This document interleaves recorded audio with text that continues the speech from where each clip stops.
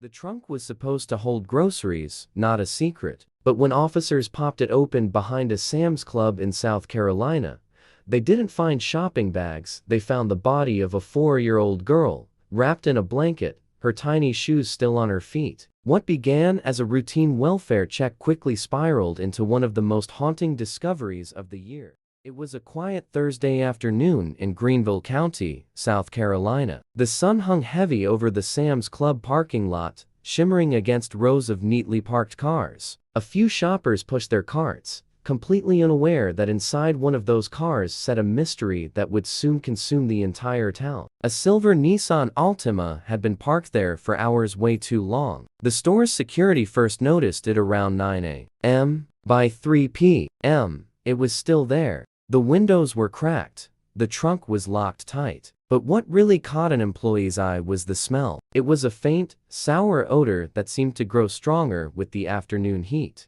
At first, they figured it might be a forgotten rotisserie chicken or spilled milk, the kind of things careless shoppers leave behind. But when the security guard walked closer, the stench turned sharp and unmistakable. Something was seriously wrong. The police were called in for what was described as a wellness check. 2 veteran officers arrived, expecting a routine call. Maybe a passed-out driver, maybe just an abandoned vehicle. Instead, what they found made one of them step back, his face as pale as chalk. Inside the car sat a woman in her mid-30s, disheveled, her head resting against the steering wheel. When they tapped on the glass, she startled awake, her eyes wide and completely unfocused. Her name was Tara Middleton. She seemed dazed, like she hadn't slept in days. When they asked her to step out of the car, she complied. She was quiet, compliant, almost too calm. But when one officer asked about the smell, her entire body stiffened. Her eyes flickered toward the trunk, just for a second. But that 1 second was enough. They asked for the keys. She hesitated. Her hands trembled as she dug through her purse. And when she handed them over, her voice cracked. "Please, don't," she whispered. The officers opened the trunk. There was a moment of silence. Then, one officer staggered back, covering his mouth. Inside was the small, lifeless body of a little girl. She looked almost peaceful, like she might wake up at any second. A pink stuffed rabbit was tucked under her arm. The officer called for backup. Within minutes, the parking lot transformed into a full-blown crime scene. Yellow tape, flashing lights, and the horrified murmurs of disbelief from bystanders. Word spread like wildfire. "A child?" someone whispered. "In the trunk?" Tara Middleton was placed under arrest, but as they led her away, she didn't resist. She didn't even cry. She just kept repeating the same words, over and over. It wasn't supposed to happen like this. Detectives quickly identified the child as 4-year-old Leila Middleton, Tara's daughter. Neighbors described them as quiet, almost reclusive. "She loved that kid," one neighbor told the press. "I saw them playing in the yard just last week." So how did a loving mother end up with her daughter's body in the trunk of her car? Inside the police interview room, Tara sat motionless. Her wrists were cuffed, her hair a tangled mess. The detective across from her, Detective Laura Hensley, a 15-year veteran of child crimes, had seen grief before. But this wasn't grief. This was something else entirely. "Tara," Hensley said softly, "we need to understand what happened." Tara looked up, her voice barely a whisper. "You wouldn't believe me if I told you. Try me." "She was sick," Tara said. "She had a fever. I didn't mean for her to." Her voice broke. "I just needed time to think." But the detectives weren't convinced. They pressed further, asking where she had been for the last 48 hours. Tara's timeline didn't add up. She said she'd been driving, just trying to figure things out, but surveillance footage from multiple locations suggested otherwise. The Nissan had been seen parked behind that same Sam's Club since late Tuesday night. That meant the body had been in the trunk for nearly 2 full days before it was discovered. An autopsy was ordered immediately. Early reports showed no signs of trauma, no bruises, no defensive wounds. But the toxicology report would later reveal something chilling: traces of sedatives in the child's system. Meanwhile, the investigation turned to Tara's life. She'd been struggling, recently divorced, jobless, and reportedly in a bitter custody battle with Leila's father, Ethan Cole. Friends said Tara had grown paranoid, convinced her ex was trying to take Leela away from her. Her internet search history told an even darker story: how to stop panic attacks, child custody emergency laws, and, disturbingly, how long before smell from car trunk starts. Detectives began to piece together a timeline, a picture of a woman unraveling under immense pressure. But there was still one question no one could answer. Was this a tragic accident, or something deliberate? Ethan Cole was brought in for questioning. His face looked hollow, his eyes bloodshot. When they told him where Leela had been found, he broke down completely. "I called her all week," he choked out. "She wouldn't answer. She just kept saying Leela was fine, that they were taking a little trip." He admitted their relationship had been toxic, with endless arguments over money, visitation, and control. But he swore he never thought Tara would hurt their child. "She loved that girl more than anything," he said. "Even when she hated me." As police processed the car, they found something strange on the passenger seat: a folded note, scribbled in messy handwriting. It read, "If anyone finds this, please forgive me. I couldn't let them take her." The note was signed simply, T. That one line changed everything. Suddenly, what might have looked like an accidental death began to feel like something much darker: a desperate act fueled by fear, obsession, and control. By Friday morning, national news outlets were already picking up the story. "Mother found with child's body in car trunk" flashed across headlines. Reporters crowded outside the Greenville County jail, all demanding answers. But the sheriff's office stayed quiet. Behind the scenes, detectives were running down a new lead, one that would soon shift the entire narrative. Surveillance footage from a nearby gas station, recorded just hours before Tara parked the car at Sam's Club, showed something they hadn't expected at all. In the passenger seat beside Tara, Leela was alive. She was moving, talking, even laughing, clutching that same pink stuffed rabbit. So what happened in those final hours between that gas station stop and the parking lot? And who was the man seen briefly leaning into Tara's car before she drove off? A man they couldn't identify yet. When detectives tracked down the gas station clerk, he confirmed it. "Yeah, I remember her," he said. The lady looked scared. She kept looking over her shoulder like someone was watching her. "And that guy, he wasn't her husband. I've seen him before, comes in sometimes late at night." Detective Hensley froze. If Tara wasn't alone, then maybe this wasn't what it seemed. Maybe she wasn't just a killer, maybe she was running from one. Because later that day, when police pulled the car's GPS records, they found something chilling. Before stopping at Sam's Club, Tara had driven 15 miles off the main highway, deep into the woods, and she stayed there for nearly 3 hours. What was she even doing there? And who or what was she running from? This case is a tangled web of secrets and lies, and it's far from over. What do you think really happened? Let me know your theories in the comments below. The morning after Tara Middleton's arrest, Greenville County detectives gathered in a cramped conference room, the air thick with the smell of burnt coffee and exhaustion. On the wall was a timeline: photos, maps, and timestamps connected by red string. At the center of it all was a single haunting image: Leela's pink stuffed rabbit, now sealed in an evidence bag. Detective Laura Hensley stood at the head of the table. "We've confirmed the gas station footage," she said, her tone steady but sharp. "The child was alive as of 11:46 a.m. Tuesday. The car was parked at Sam's Club by 2:18 p.m. That's a 3-hour gap. And during that time, the car went completely off-grid into the woods north of Highway 14.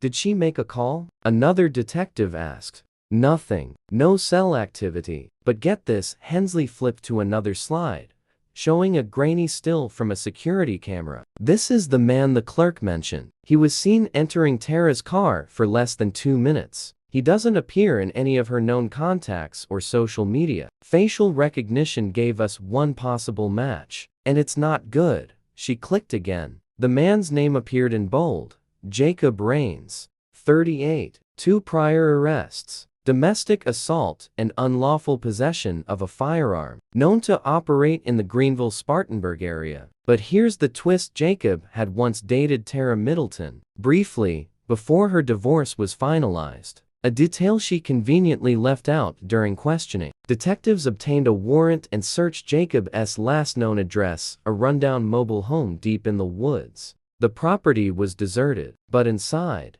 they found things that made their blood run cold. On a dusty table sat several Polaroids photos of Tara and Leela, taken without their knowledge. Some from playgrounds, others through car windows. And on the back of one photo, in thick black marker, someone had written, "You can't hide her forever." Detective Hensley returned to the station with a sinking feeling. Tara had claimed she was trying to protect her daughter. Maybe that wasn't just a mother's guilt speaking. Maybe she was running from someone, from Jacob. But then the question shifted.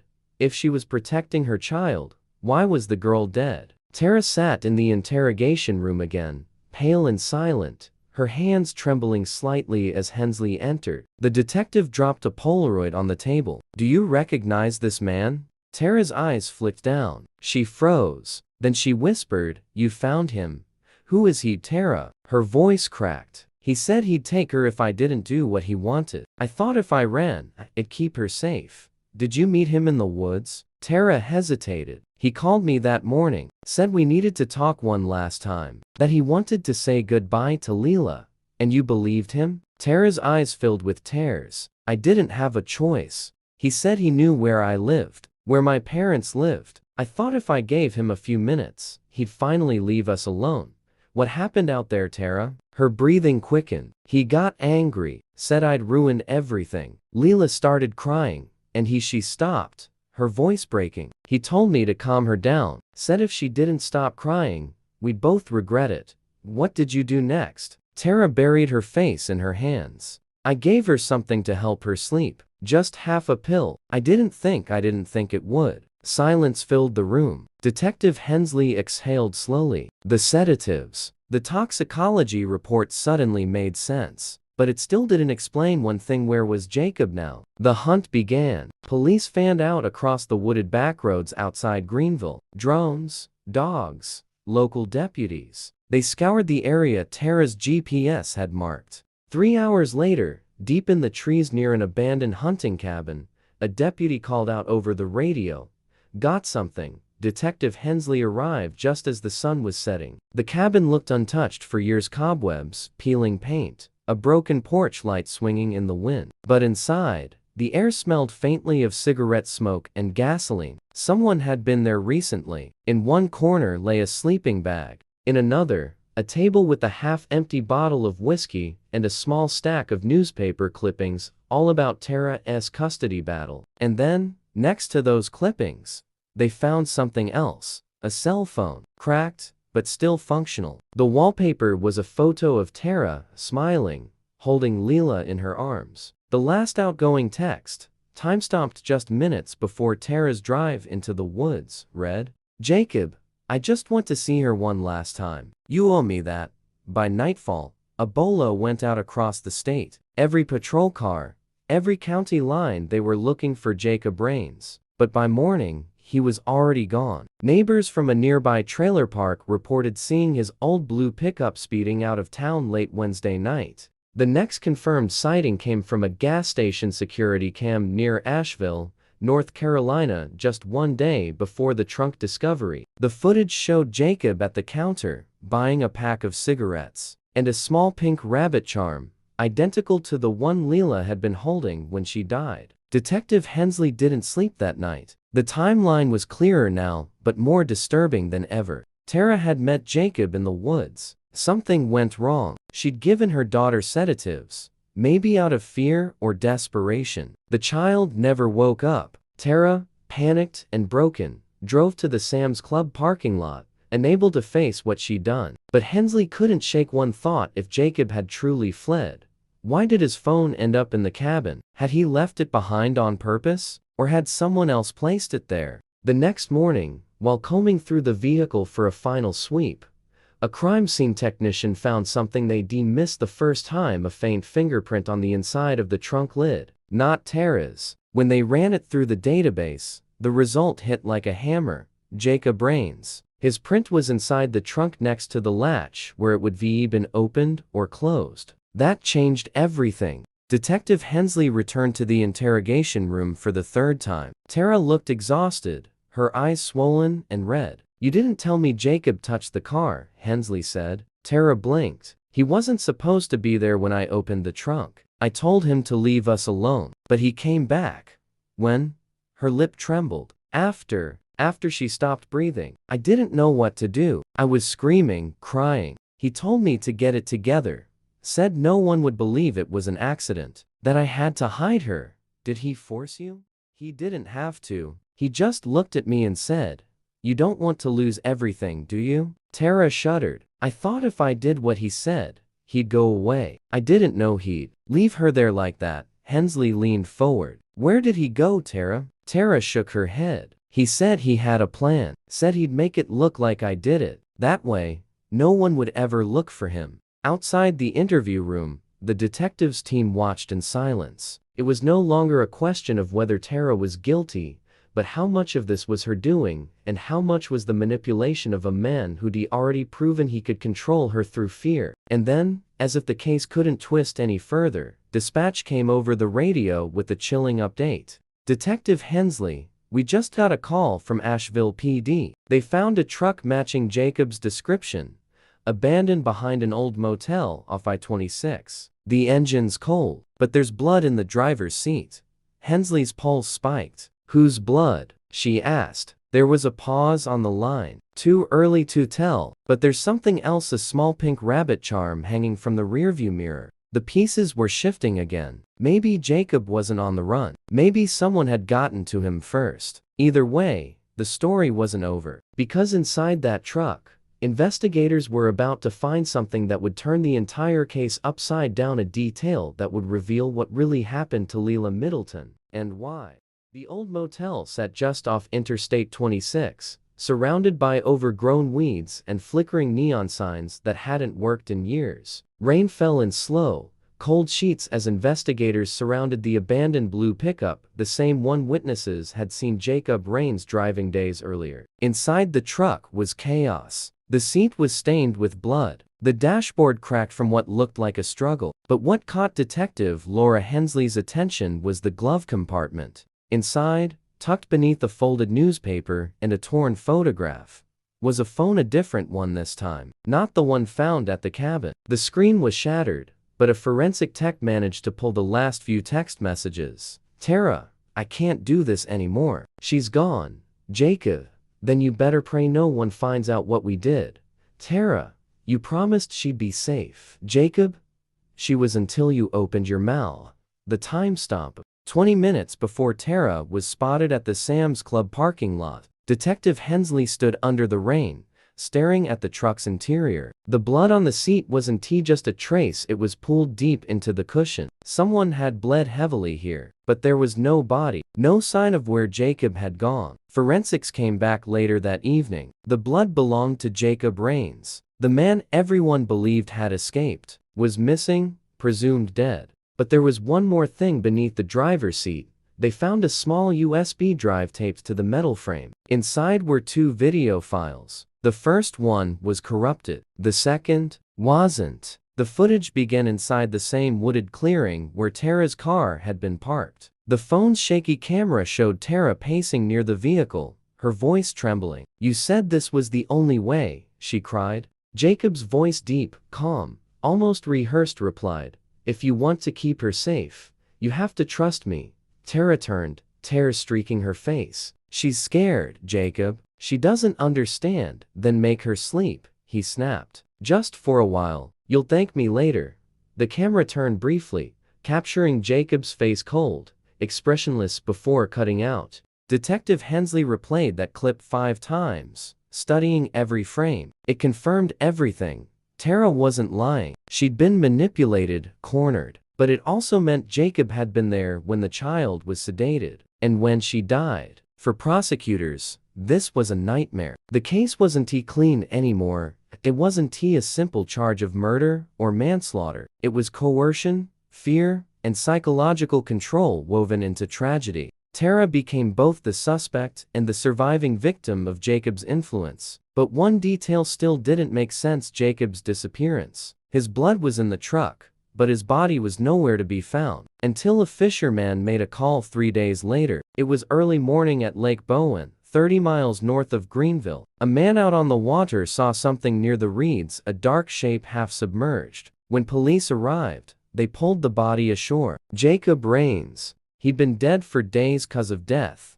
A gunshot wound to the chest. No wallet, no ID, just a motel key still in his jeans pocket. Room 9, the same motel where the truck had been found. Inside room 9, detectives found a handgun wrapped in a towel under the bed, and on the nightstand, a small notepad with one chilling message scrawled across it: "If I can't have them, no one will." The handwriting matched Jacob's, but there was something else, a partial fingerprint on the gun's trigger. Tara's. Detective Hensley stared at the report in disbelief. Was it possible? Had Tara gone back and killed him after realizing what he'd done? Or had Jacob planted it there to frame her one last move in his sick game? The evidence told two stories, both impossible to prove. But then, during the final forensic sweep, another discovery surfaced: a voicemail retrieved from Tara's phone that had been overlooked in evidence. Time-stamped the night before Jacob's death. Jacob's voice, low and threatening: "You think you can walk away? You're not the only one who knows how to hide things, Tara. Remember what's in the trunk. If I go down, you go down with me." That message was sent hours before the motel surveillance cameras recorded a figure wearing a hoodie, head down, entering room 9 around midnight. The footage was too grainy to confirm identity, but one thing stood out: the figure limped slightly, just like Tara did after her arrest, a result of her fall during apprehension. When confronted with this evidence, Tara broke. "I didn't mean to kill him," she whispered. "He wouldn't stop. He said he'd tell them I killed her on purpose. He laughed about it, said it was all my fault anyway. I just wanted it to stop."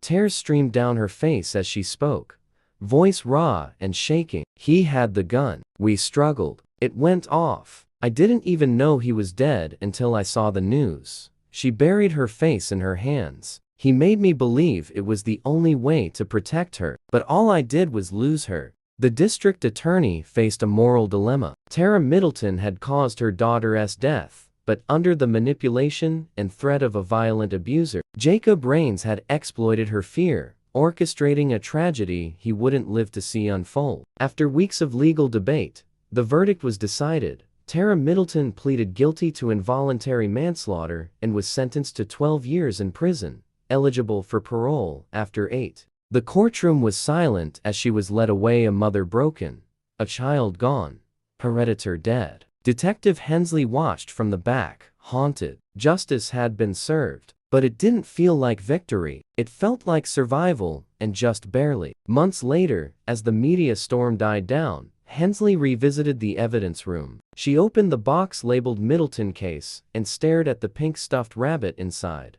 now faded and worn. She held it for a moment before sealing the box again, but as she set it back on the shelf, a small slip of paper fell from beneath the toy. It was a photograph. Tara and Leela taken at a park, months before everything fell apart. Behind them, in the far background, half obscured by sunlight, stood Jacob Rains. Watching. He'd been there from the beginning. Every step, every smile, every moment of supposed safety. Detective Hensley left the evidence room, her chest heavy. The story would close in files and headlines, but for her, it would never really end. Because every time she drove past a supermarket, every time she saw a car left too long in a parking lot, she thought of that trunk and what was inside. They called it the trunk case, but for those who knew the truth, it was something far more tragic, a story not of monsters lurking in shadows, but of how fear and control can turn love into ruin. Because in the end, the real horror wasn't what they found in that trunk. It was what led a mother to put her child there in the first place. If you thought the story was intense, you're not ready for the next one. Hit subscribe,